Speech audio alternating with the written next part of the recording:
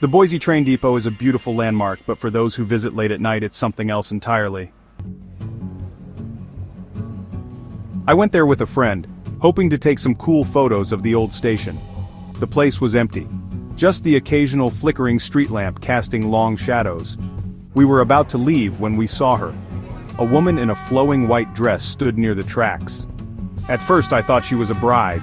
Her back was to us, her long dark hair cascading over her shoulders. "Excuse me," I called out. She turned slowly, and I felt my blood freeze. Her face was hollow, sunken, her eyes were dark voids. Then she reached out. I grabbed my friend's arm, ready to run, but before we could move, she vanished. Later I learned the legend. The lady in white was waiting for her fiancé, a soldier returning from war, but he never arrived. She took her own life at the station, and now she waits for him forever.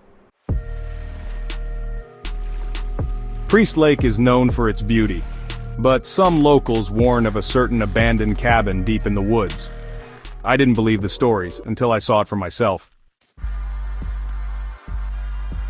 A group of us went hiking, and as the sun dipped below the horizon, we stumbled upon a decaying cabin. Its windows were broken, the door slightly ajar. A horrible smell like rotting meat filled the air. "Let's check it out," one of my friends whispered. The second we stepped inside, I felt watched. The cabin was freezing, despite the warm summer night. Dust-covered furniture stood untouched, as if waiting for someone to return. Then, we saw the handprints. Small, childlike handprints smeared in dark red covered the walls. A loud thump echoed from the back room. We ran. Later we told a local about the cabin. His face paled. "That place?" he whispered. "A family lived there in the 1920s. One winter they vanished. The search party found pieces of them scattered in the trees. No one knows what happened, but anyone who stays in that cabin disappears."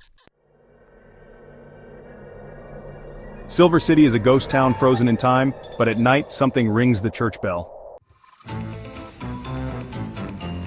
I was exploring the town with my cousin when we heard it, a deep, echoing bell toll, but the old church was empty. No one had touched the rope. We exchanged uneasy glances and decided to leave, but as we turned, we heard footsteps. Heavy, booted steps crunching the gravel behind us. We spun around. No one was there. Then, the air grew icy. My cousin gasped, clutching his arm. Red fingerprints were burned into his skin as if something had grabbed him.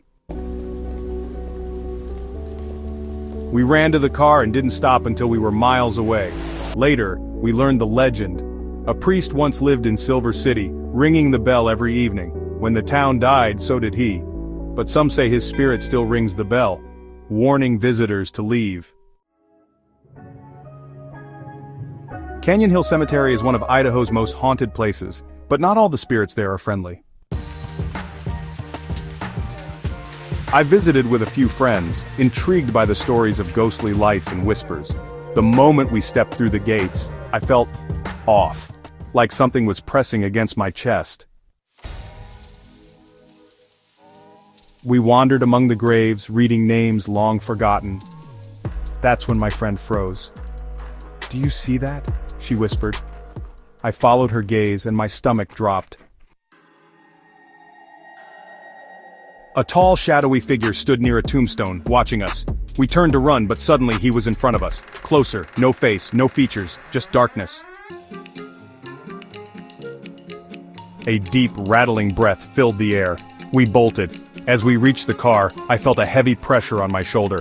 I turned back one last time, and saw the shadow man standing at the gate, unmoving, watching. To this day I wonder, what would have happened if we hadn't run? Idaho is more than just mountains and open roads. It's home to spirits that refuse to rest. If you ever visit an abandoned town, an old train station, or a forgotten cemetery, be careful. Some ghosts don't just watch, they follow.